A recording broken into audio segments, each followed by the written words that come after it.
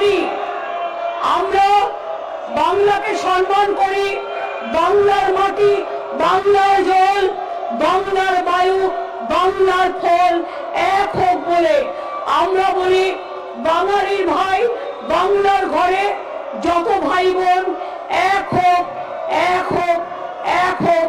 হে ভগবান, আমরা বলি ঈশ্বর আল্লাহ তেরে নাম সবকো সুমতি দে ভগবান। আমরা বলি গড ইজ গ্রেট। আমরা বলি সিন্ধন্ত বিশ্বে অমৃতস্ব পুত্রা।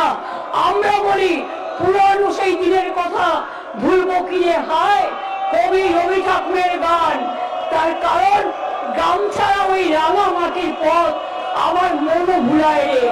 আর এরা হচ্ছে স্বাধীনতার পরে একটা পার্টি যাদের স্বাধীনতাতে কোনো কন্ট্রিবিউশন ছিল না। এরা হচ্ছে আজকে দেশের সবচেয়ে বড় ডাকাত, ডাকাতদের সর্দার, যারা আজকে কোটি কোটি টাকায় দেশটাকে বিক্রি করে দিচ্ছে, মানুষকে বিক্রি করে দিচ্ছে, আর লজ্জা করে না।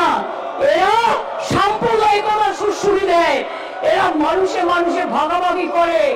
ওরা জানে না যখন স্বাধীনতা আন্দোলন হয়েছিল বাংলার মানুষ সবচেয়ে বেশি জীবন দান দিয়েছিলেন, ফাঁসিতে গিয়েছিলেন, ক্ষুদিরাম গান গিয়েছিলেন, একবার বিদায় দেওয়া ঘুরে আসি, হাসি হাসি পড়বো ফাঁসি দেখবে ভারতবাসী।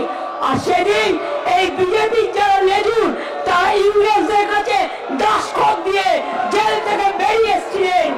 মনে রাখবেন মহাত্মা গান্ধী যখন স্লোগান দিয়েছিলেন করেঙ্গে ইয়ে মরেঙ্গে, এরা তখন ইংরেজদের সাথে মিলে ভারতবর্ষের বিশ্বাসঘাতকতা করেছিল। এরা বিশ্বাসঘাতক, এরা প্রতারক, এরা প্রবঞ্চক, এরা মানুষকে মানুষের কথা বলতে দেয় না। এটা বাংলা, সব জায়গায় মুখ বন্ধ করে দিতে পারেন, বাংলায় পারবেন না।